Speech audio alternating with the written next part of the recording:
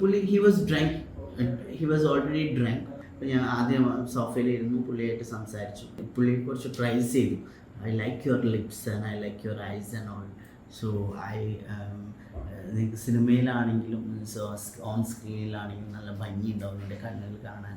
അങ്ങനെ കുറേ കാര്യങ്ങൾ പറഞ്ഞിട്ട് പിന്നെ പുള്ളി എന്നോട് ഡ്രസ്സ് ജസ്റ്റ് റിമൂവ് ചെയ്യാനാണ് പറഞ്ഞത്.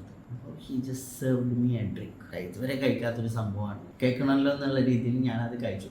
അപ്പോഴും ഉള്ളിൽ ഈ ഒരു ആഗ്രഹം ഉണ്ട് കേട്ടോ, സിനിമയിൽ അഭിനയിക്കാനുള്ള ഒരു ഇതിനാണല്ലോ നമ്മൾ വന്നത്. എന്നോട് കൺമഷി ഉണ്ടല്ലോ.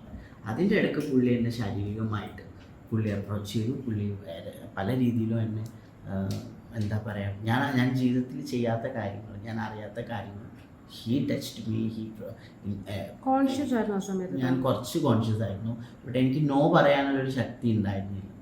He trying to put me in a bed and he did whatever he wanted.